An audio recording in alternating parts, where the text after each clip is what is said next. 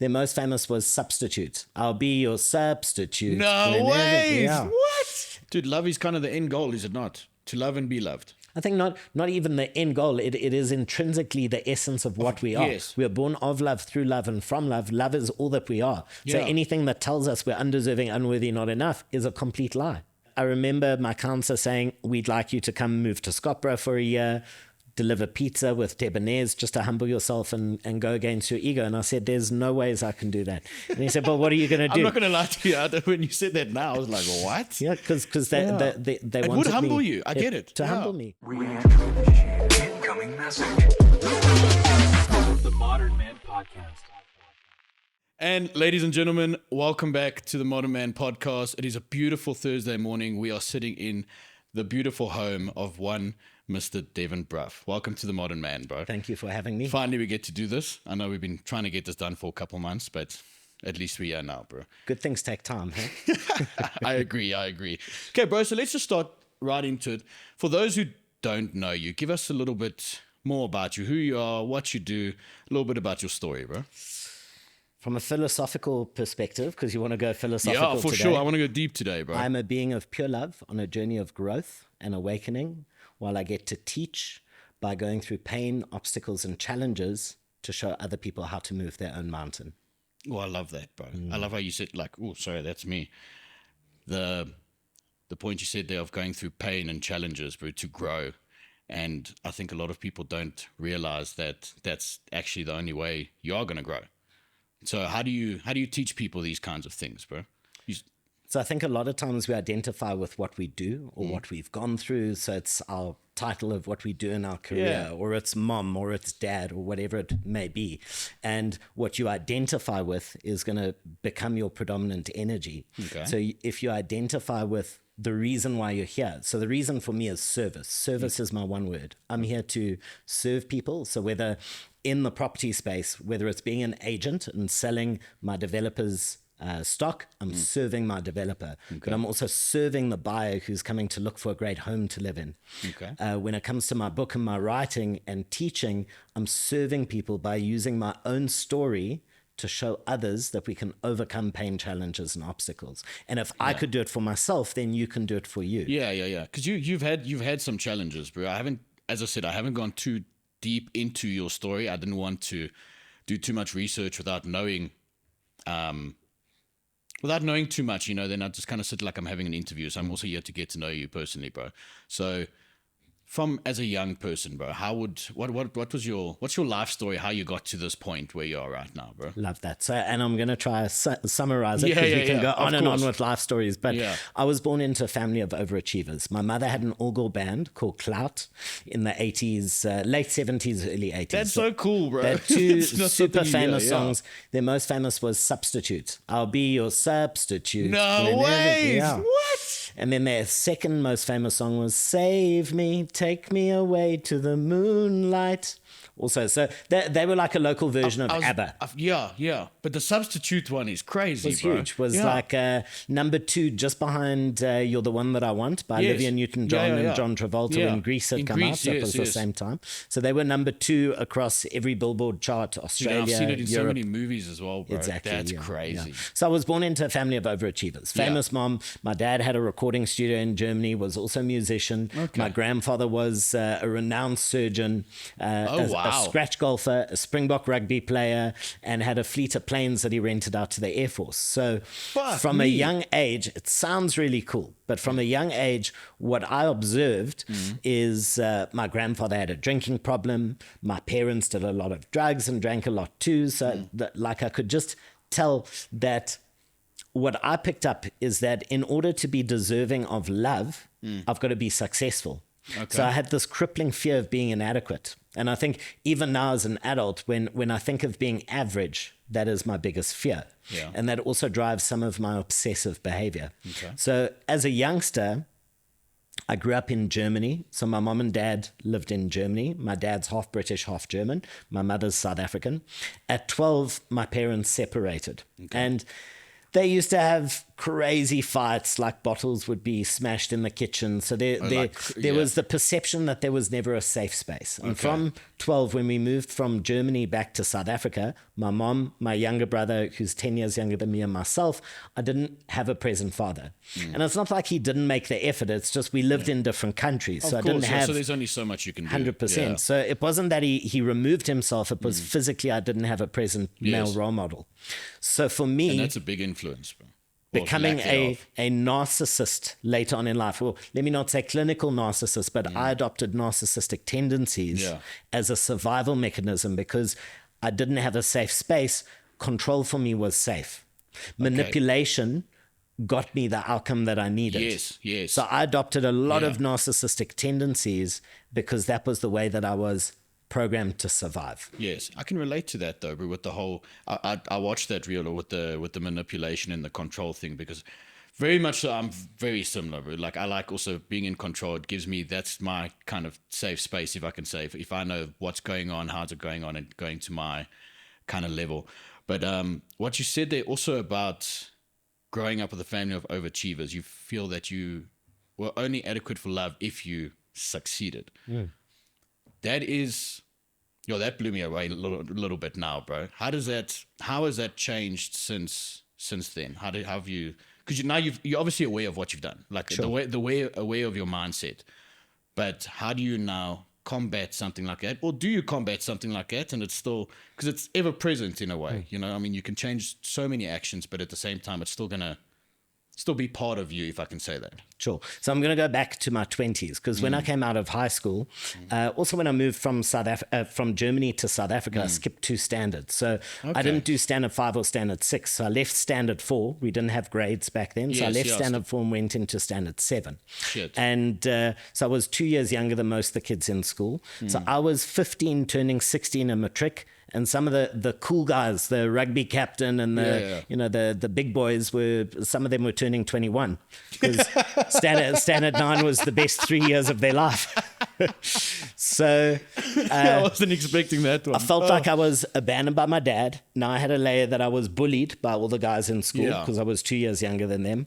And so for me, when I left high school, I had this obsession that I had to be successful because just to feed that fear of being inadequate.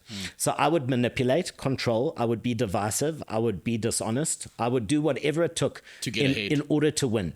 Because if I was winning, then I couldn't feel inadequate. That was the narrative in my head. It's kind of like you earned it in a way. The problem was that because of how I treated people, because I didn't care about anyone other than myself moving forward, is what I picked up was guilt and shame. And the guilt and shame is what led me to alcoholism and addiction. Okay. Because ultimately, when we pick up a drink, or for me, cocaine, when I did a line of cocaine, I didn't have to sit with the voices in my head that told me I was a bad human being. You're a fuck up, you're a failure, you're a this, you're a that. So no one really has to be angry at an addict, because we're actually most angry at ourselves. Yeah, so you're trying to escape that little voice in your head that's telling you you're not enough. Correct. And that little voice that told me I'm not enough, which feeds into our greatest fear, the fear of not being loved. Yeah. And because I had throughout my 20s, I had no self-worth. None. I was drinking, I was using drugs, I was using sex as validation. So in every partnership, I was still cheating. I still needed the validation of women. To be able to get, if I can have more, then it was never enough. One was never enough. Yeah. And so you want it all, basically. And I knew what I was doing was wrong. I was manipulating, lying, cheating, stealing, doing whatever I needed to get forward. Yeah. And what this created was a crippling self-hatred. So when I looked in the mirror, I didn't like the guy who was looking back at me. I couldn't sit quiet in a room. Yeah. The TV or the radio had to be blaring just so I didn't hear my own thoughts. Yourself. And you know, the thing is, the alcohol and the drugs is not the problem. That was my solution to quieting the voices that were in my head.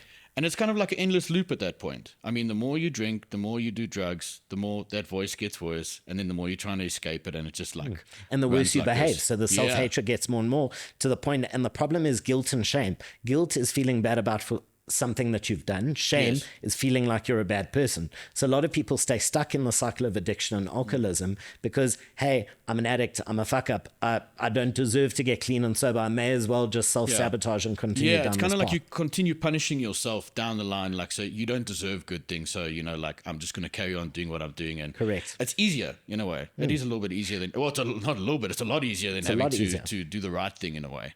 And the problem for me was that in my 20s, I was a great manipulator. And as a great manipulator, I could always build great businesses because business is about selling. Selling to a certain degree is about manipulation. Dude, nearly everything is about manipulation. I mean, you do certain things to get a certain outcome to make yourself not even feel better, but just to get that certain outcome. So I get you. So obviously, manipulation is normal, bro. As you say, in a business, selling, like I have my own business, you have to manipulate people to get what you want out of that. But as soon as it starts becoming in a bad way, then I can understand. Then then you feel the shame kind of thing. Absolutely. But it served me. So ultimately, I was getting a lot of money from these companies that I built. So I saw my manipulation, my divisive behavior, a charm that I used as to connect with people. It was serving me because it was creating the income for me, and that allowed me to stay stuck in alcoholism. You were getting addiction. rewarded for your actions. I got rewarded, exactly. Yeah.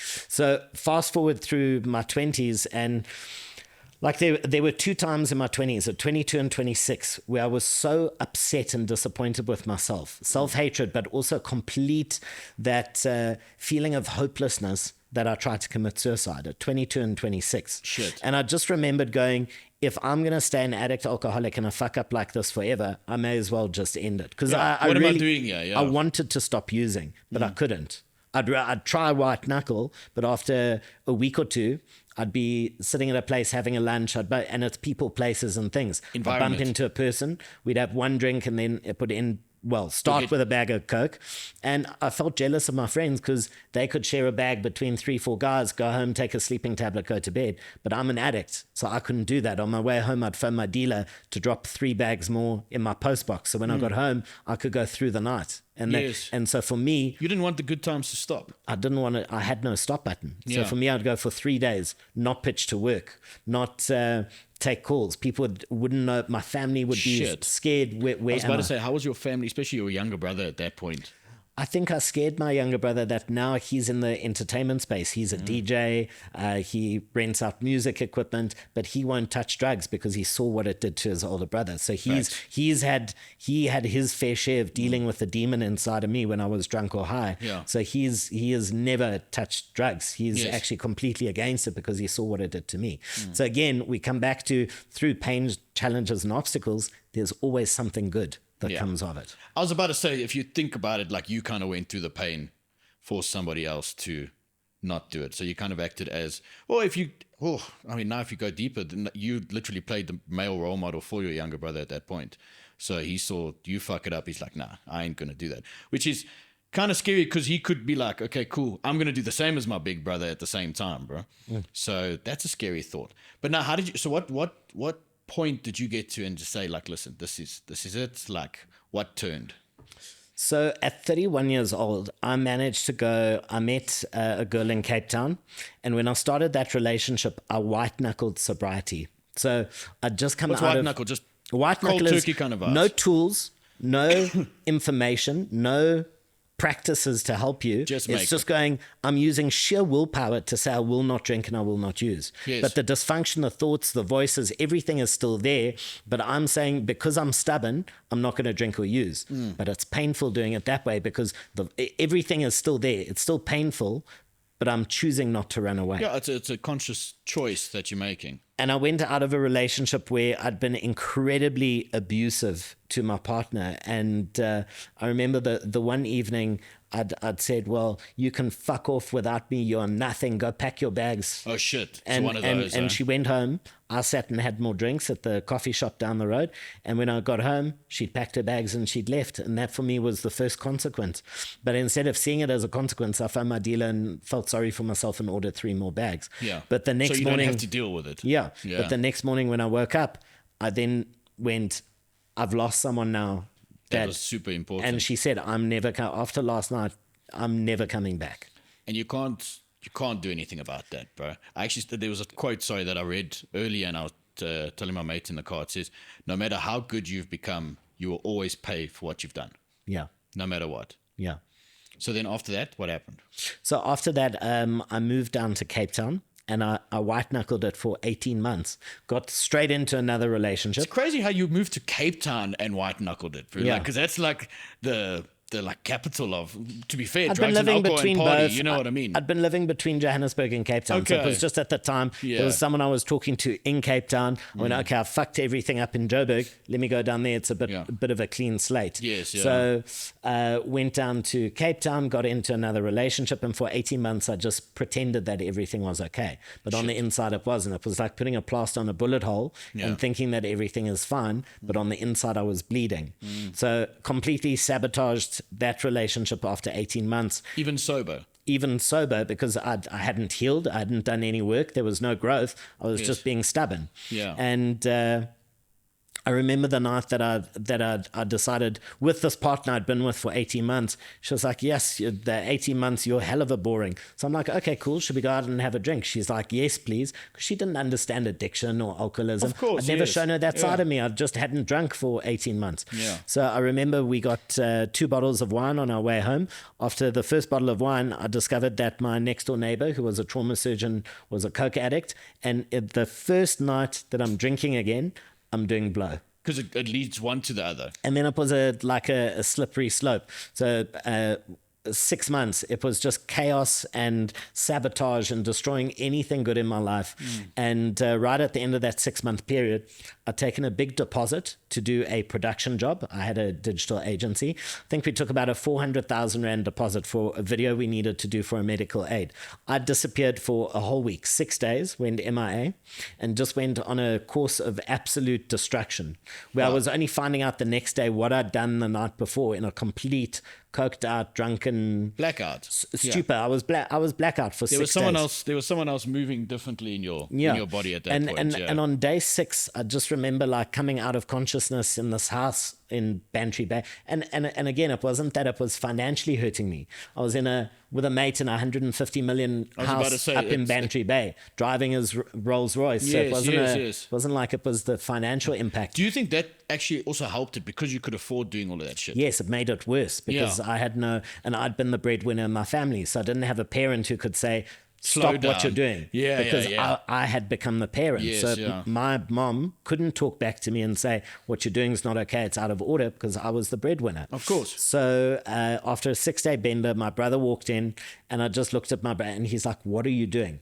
My phone had been off for 3 days of those 6 because I didn't want to face all the consequences. And when I saw my brother, I just burst into tears. And I said the 3 words that for most men are the hardest words to say. What do you think those words are? I need help. I need help. I need help with the 3 and dude, words. That's powerful. When I watched that reel of yours, and I thought to myself, like, I find myself in that position more often than not, bro. Where I'm like, it's fine. I'll sort it out on my own, bro. I'm okay on my own. I've dealt everything on my own before. I can get through this as well, bro. And that's a problem because it isolates us and no man is an island. So my pride and ego said, okay, well, you've got to sort this out. And it took me till the age of 33. Had I asked for help at 22 or 26, it would have been very different. But it took so long because my ego prevented. Your ego is not your amigo. Your ego is not your amigo. I love that. It prevents you from asking the most necessary questions. Okay. And that day that I asked for help, the next morning I was on a flight to Durban, went for 4 months of inpatient rehab, and I needed 4 months to deal with 4 months inpatient. What is no phone, no phone calls, in a facility so just with 50 other addicts, alcoholics, and seeing my dysfunction in all of them. And again, helping each other to heal by observing all of our behavior. And those 4 months completely changed my life. So it was like compressing every self-help book all in that into 4 months. And it was also, I had nowhere to run. I'd been running my whole life. Because when we experience pain, we turn the other way and we want to numb. There's no accountability on it. Fight, flight, bro. Or freeze. So we freeze, we run away, or we just fight it. We don't want to accept it. Yes. But for the first time, I had to embrace my favorite F word. What do you think that is? Mind out the gutter, hey? Favorite F word? Flow. So now I'm sitting in rehab. I've got nowhere to run. Yeah. Okay, so now the feelings had to flow.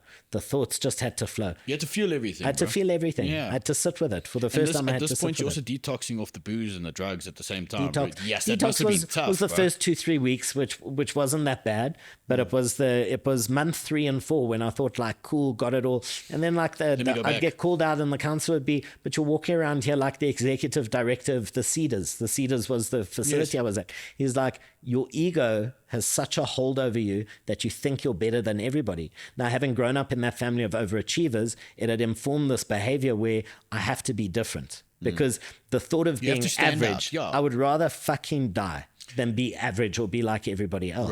Bro. Because my fear was then I will just blend in. I won't get noticed. I won't be deserving of love. And this was the dysfunctional thought behind it. But I want to... Well, I came out of... I have that thought. Sorry. Do you? I think that all the time, bro. Like, genuinely, on a serious thought, like, I think I have to do things to stand out or be somebody that just stands out to... It probably is to get the love, 100%. But as you say, the fear of being inadequate scares the shit out of me, bro. Like, to be normal and just, like, just be average. It's fucking...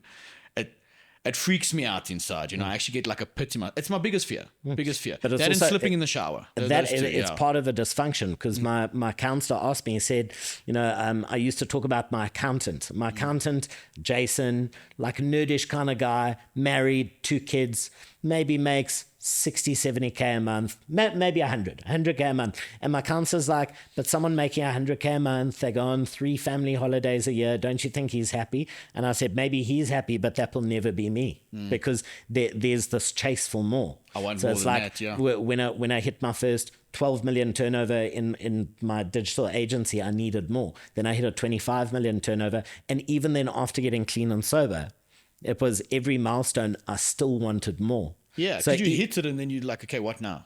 100%. So I came out of rehab, and I remember my counselor saying, we'd like you to come move to Scottsboro for a year, deliver pizza with debonaires just to humble yourself and go against your ego. And I said, there's no ways I can do that. And he said, well, what are you going to do? I'm not going to lie to you. When you said that now, I was like, what? Yeah, because they wanted it would humble you. I get it. To humble me. And I said, I can't do that. I said, I'm going to go build a $1 billion turnover business in the luxury property space. And he said, have you ever been in luxury property? I'm like, no, but now I'm reinventing myself. He's like, but that's your disease talking. It's grandiose. You're setting yourself up for failure. And it's such a big... And I said, but if I channel the same amount of energy that I use to get drugs and alcohol and manipulate people, and if I channel it into an area that's constructive, I will make it happen. Of course, And he just shook his head, and someone thinking I couldn't do it just made me want to do it more. Yeah, you kind of want to show them like, fuck you, I did it, mate. 100%. Yeah, and you know, you don't need resources. You need to be resourceful. And I teach people that there's nothing special about that. I like that. We've all got the same 24 hours. Facts. We don't all have the same amount of money, or we don't come from the same family with opportunity. But resourcefulness is something that no one can take away. Yeah. So I landed in Joburg, and I had a goal. I knew what I wanted to do. And in my first year, having never been in property, going to other agents for their stock and going to developers and saying, I'm going to go look through all of their stock, and I'm only going to cherry pick what works for you. So you don't have to deal with these 100 agents. You only deal with me. I will bring you the perfect piece of land at the perfect price that suits what you want to build. So you don't have to deal with all these guys. In my first year, I physically signed 770 million rands worth of sale agreements with some of the biggest developers in the country. Fuck me. Having never been in property. So again, DN&E student, having never been in an industry, fake it till you make it. I was watching every episode of $1 Million Listing just to hear the terminology. And then I was just making up my own. So there is no excuse. We live in a... Do you think that's something that could be taught, bro? That kind of resourcefulness? Because in my... Oh, fuck, I'm only 28 now, bro. But with the people that I've met, I've met people that have it and people that don't have it, bro. And you try to teach people that it just doesn't like sink in, bro. They don't have the same mentality, you know, they were kind of like born with it, or they were raised with it in a way. When you talk about mentality, for me, it's the hunger. It's the hunger for change. Some people are scared of change. Some are victims of change. So, and that's why I actually wrote my book. And we can get to Get Over It. Yeah. So I wrote Get Over It just after lockdown. Yeah. And in lockdown and in the year after lockdown, everyone's saying, oh, I lost my business because of COVID. And because of COVID was the big scapegoat. And I'm like, if you took COVID out of it. Everybody blamed it out. Everybody blamed COVID. And like, yes, it did. It prevented us from moving forward. However, it wasn't the root cause of why business failed, because a lot of people actually made their business bigger. Yeah. I did 100 million in sale agreements in March 2020 in lockdown, doing Zoom viewings, signing sale agreements subject to people viewing after lockdown was lifted. 100 million. In 1 month. In 1 month. And I was part of Chaz Everett. We were selling the Emerald in Hyde Park. We had amazing listings. So you can either have breakthrough or you can have your excuses. Yeah, but it's all, as you say, it's mindset, bro. You can sit there and be like, oh, you know, it's again, I saw you one thing, it's pointing outwards. You don't point like it's their fault, or it's this thing's fault, or I couldn't control this or what. But it's all, what can you do about it, bro? But in all fairness, until the age of 33, I was that person. Because I didn't have a dad, I'm a fuck up. Because my parents were rock stars, I'm an addict. Because of this, because of that, I was the world's biggest victim. Yeah. And in all fairness, even I want to get to it, but even after having written my book, when I was giving keynotes and teaching and running my workshops, I retold my story so often that I kept myself stuck in the story. So, which is... And that's who you become at that point. 100%. Yeah. So my identity was so much with my past that I wasn't looking to my future. Okay. Right? Yes. So you had to like kind of... 2021, published my book, Get Over It. And that was all about just... I look back at year 4 after coming out of rehab, 2021. Even with COVID in between, I had $1 billion turnover. Fuck me. Billion turnover in an industry that I knew nothing about. Yes. Had a team of 12 agents at Chaz Everett with an amazing partner, but we performed and we made things happen. And I went, so many people are moaning and complaining, I wanted to shake them. And the book was me shaking someone saying, the only sticking point is you. You are your own worst enemy. 100%. And the over, when I give talks at schools and I say get over it and it's spelled OVA, the kids think I can't spell. But then, but then I've got to explain that it actually stands for ownership, vision, and action. And it's important that it happens in that order. So in my book... Ownership, vision, action. Ownership, vision, and action. There's nothing original in my book. It's all stuff that I've learned and I've taken from multiple books, but it's the order in which it's processed. So if I tell you now, if you're dealing with addiction and you've got a low self-worth and I tell you to go create a vision for your life, your vision's going to be small because you feel like an imposter. If you've just come out of a relationship where you were abused and you feel like you're undeserving and unworthy and like that was your fault, if I say, go take action and get yourself into the best body or build your business, again, you're going to feel like an imposter and you feel like, well, I don't deserve it, so I'm not going to take the action. It's kind of like teaching someone how to swim when they're drowning. 100%. Yeah. So the whole point of ownership, vision, action in that order, first you've got to take ownership of your past. You've got to reprogram anger, resentment, guilt, and shame into love. Because if you're holding on to those emotions, it's like wearing a 100-kilo backpack and going and climbing a mountain. Yeah, you're not going to go very far. On purpose, 100%.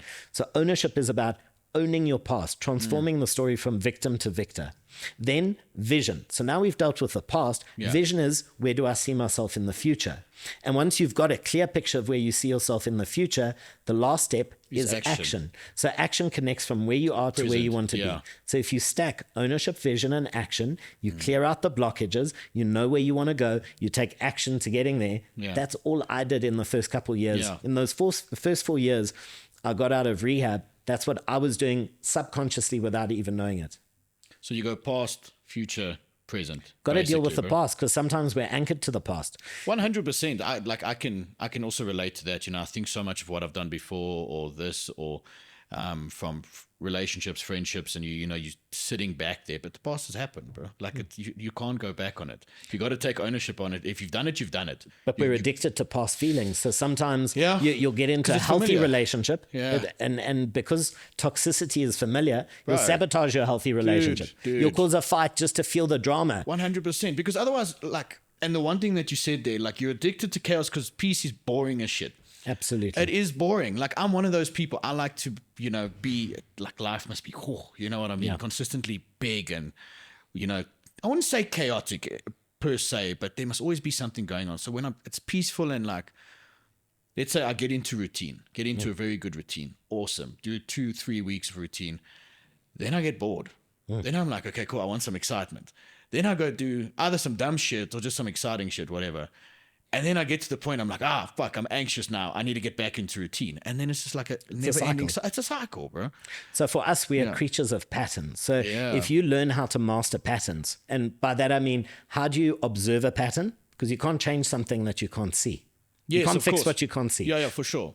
So observing the pattern, breaking the pattern, and replacing it with a healthier pattern. That's all we're meant to do in life is go, okay, this isn't working. I'm going to replace it with that, and it's going to give me a better outcome. Yes. So it's kind of like evolving in that point. Correct. There was another reel. So I just want to check my notes here. The one that I liked the most, bro, that I want to discuss with you. Obviously now we're in June, men's mental health, bro. And you've been speaking about it now. I loved the one where you said strength looks like softness, vulnerability in a way.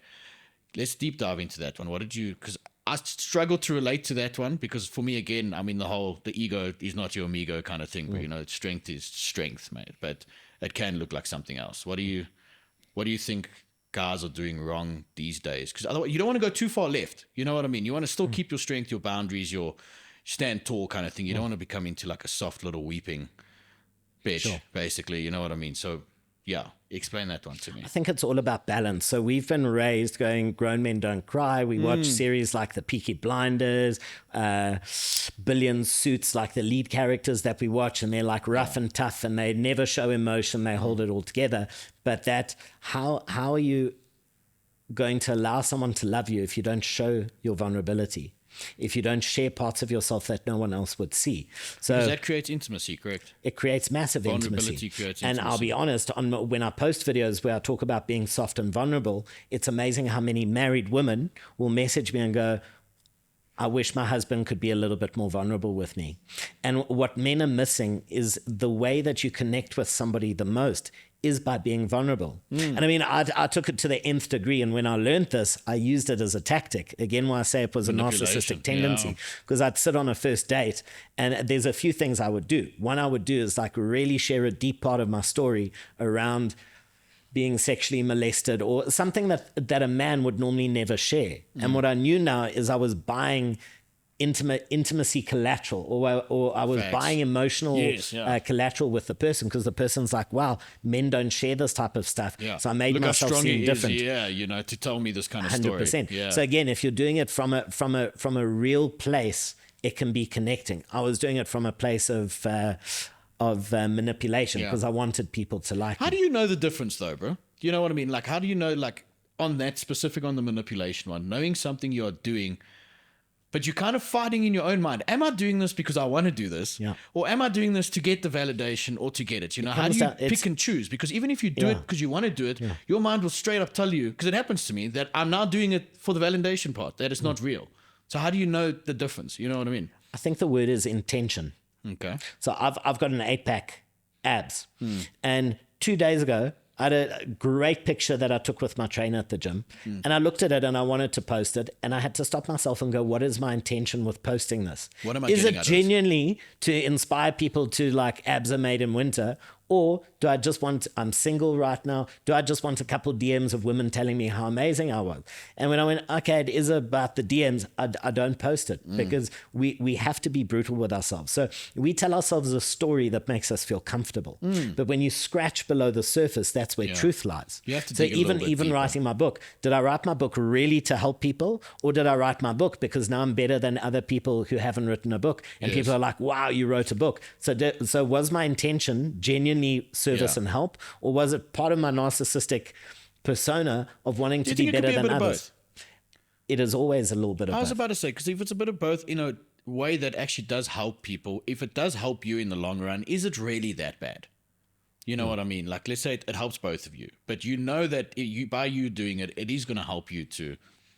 Is it a bad thing? So I want to go into my second book. Yes. Is called The Reluctant Narcissist. Yes, the one that's coming out The soon, Reluctant Narcissist. I like to think I'm a narcissist now, not a narcissist. But so for me, I have a lot of narcissistic tendencies. And my ex-partner, Berna Lee, we used to have this thing where I would start controlling or I would start manipulating, and she'd look at me and say, "You fucking narcissist." And it would just be a pattern interrupt, and we'd laugh about it, and I'd go, "Yes, sorry," and I'd own it because she knows me so well. Yeah. And it's also a natural thing that you just it's a natural thing. So I'd written this book, and this book was like, look at me, I've told my story and I'm helping people. But it also then became like a badge of honor that I hid behind. But behind closed doors, I was still needing validation from women. I was still manipulating dynamics. So it's almost like when kids ask me to sign their T-shirts and like I was someone worth knowing, I felt like an imposter. Yes. It wasn't this feeling of like, wow, I'm making this big difference. It's like, but I've stopped drinking and I've stopped using, but I'm still hurting people. And the bullet hole has not been healed. Yes. So I still maybe haven't dealt with some of my shame from the past, me being an abuser in my relationship, dealing with being molested by two men, and little things like that. There were 2 times in my addiction that I was molested by men. So then in my late 20s. That's deep, bro. And in my late 20s, I now needed validation from women, especially sex, to make me feel like I'm not gay, like I'm still desirable, masculine. Like I'm not dirty, that I'm masculine. Because in the moments that I was molested, I'd done copious amounts of drugs that I didn't have the ability to actually defend myself in that moment. The first time, guy pulled me into a room and said, "Come have a line." We were all doing cat that night. I thought it was cat. He chopped this huge line, and it was ketamine. So within minutes, I was in a K-hole, couldn't even move. He started pulling down my pants, started fondling me. Thank God someone walked into the room before it could escalate. But the damage was already done. The trust was broken. Bro. Yeah. I now sit in a position where I find it hard to connect with men. So even at 42, I find it incredibly hard to make male friends because I feel so much safer with women. Okay. Because they've never hurt me. But a male friend abandoned by my dad, bullied by the guys in high school, betrayed by my first best friend. Was a whole nother story, 18 warrants of checkbook fraud, and then molested by the 2 men. Men were just not safe for me. And this is how we carry patterns. Yes, of course. course. I'm 42, and I still carry that pattern with me today.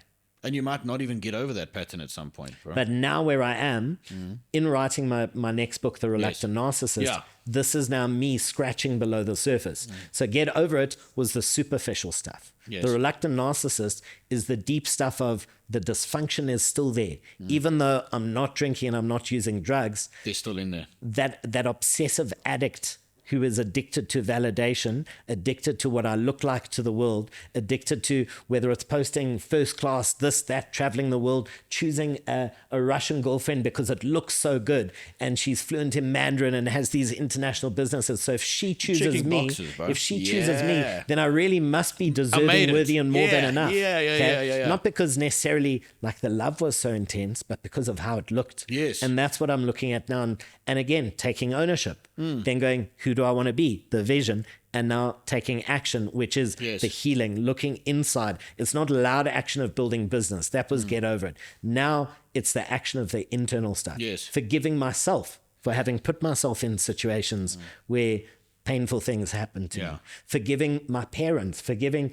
A lot of it is this internal journey now of letting go of anger, resentment, guilt, and shame. Because when we hold on to any of those, it pollutes our ability to embrace love. And love is who we are.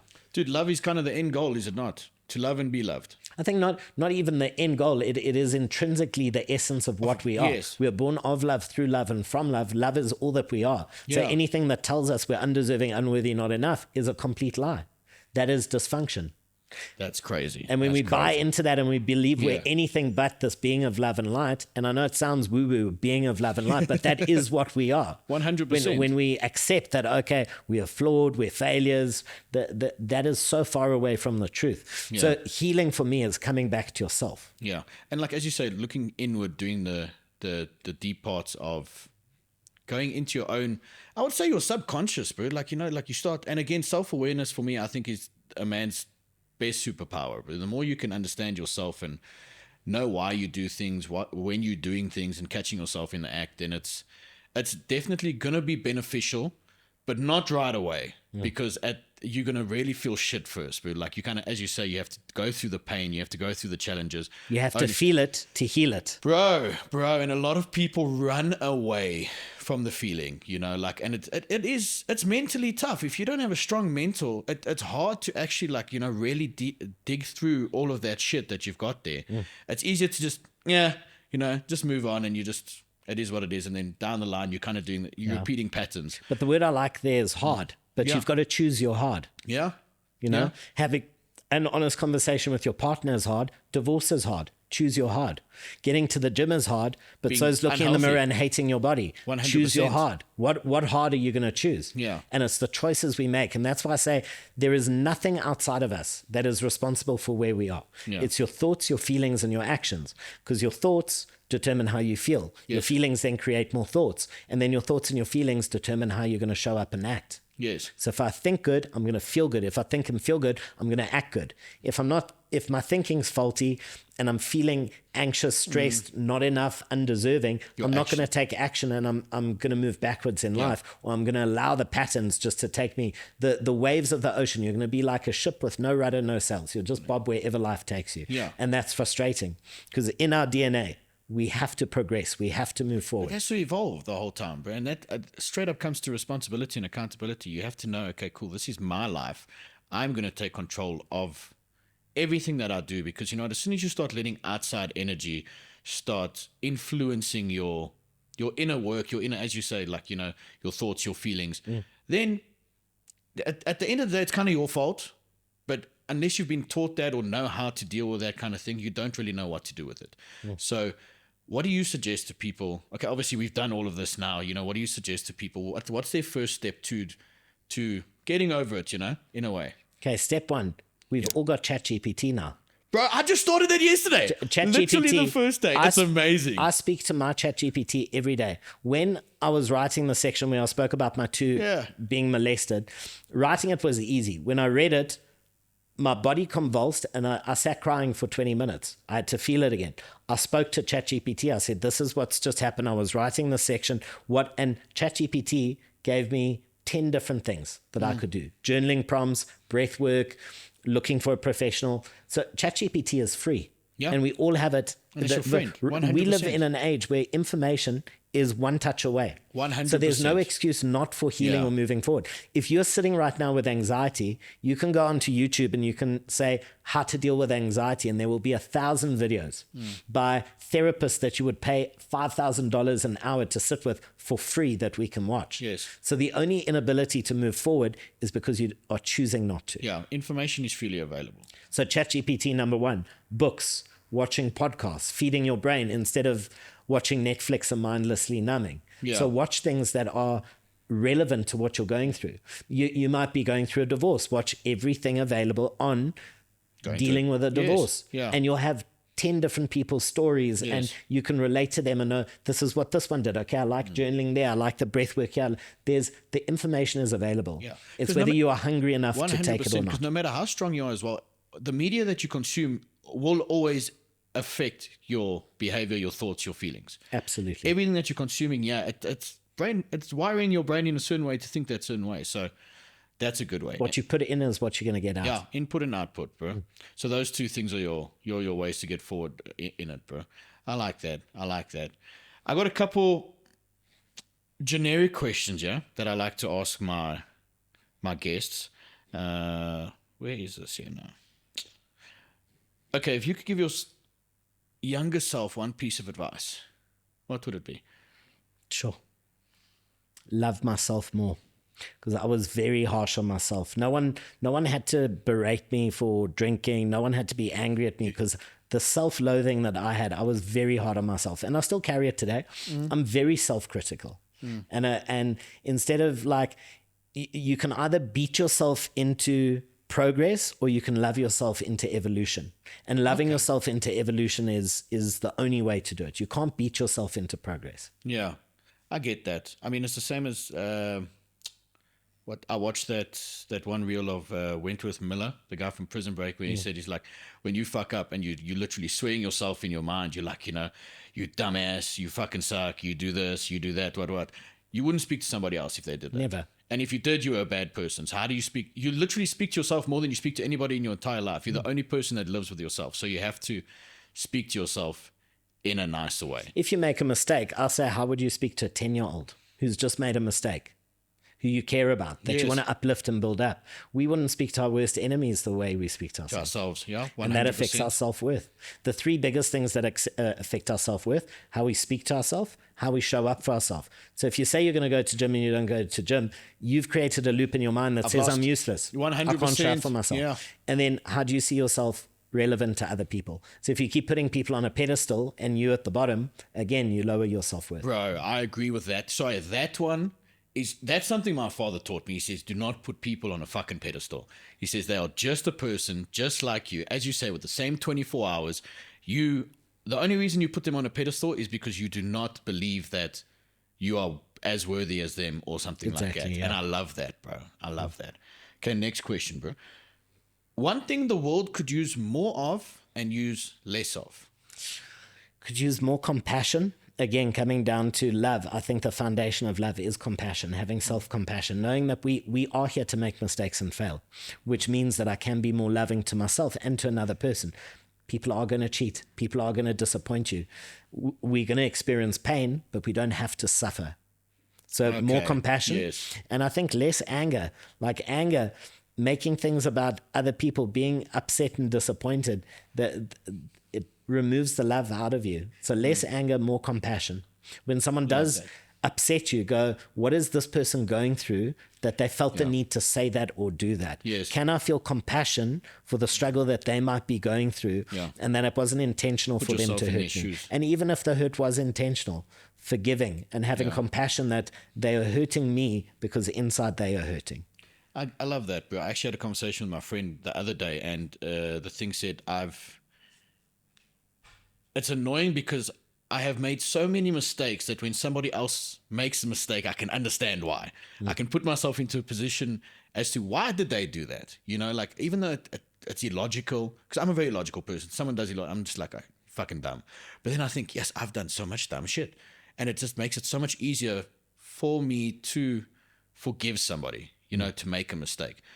But then I do draw the line where there's mistakes and then there's choices. The first time for me is a mistake. Second time, you can sometimes like let it go. But the third time you do it to me, sorry, bro. Then you're doing it intentionally and you know what you're doing. Absolutely. Then I'm not going to let you do it again because now I'm allowing you to do that. It's now my fault. It's not your fault no more. It's now my fault. The thing is, you can still have compassion and let go of anger, but cut that person out. So having boundaries doesn't mean you allow people walk over you. You can set a boundary and not have that person in your life, but you can still let go of the emotional charge. Yeah, you can forgive and not forget. It's one thing cutting someone off and then like bad-mouthing them to all your friends and what a dick, they did this and that. Yeah. What's another going, hey, that friendship just didn't work out. That's it. And it's all attitude. Yeah, because now you're also trying to influence other people to make them think about that person that way. So it kind of validates your opinion about them, even though that person didn't do shit to them. And now you're the bad person. Yeah, now I'm the bad person. You should never be convincing people. 100%. You know, if you don't like him on your own. You know what I mean? Okay. 3 morals that are non-negotiable for people that you keep around you. Morals, values, either way. 3 morals or values.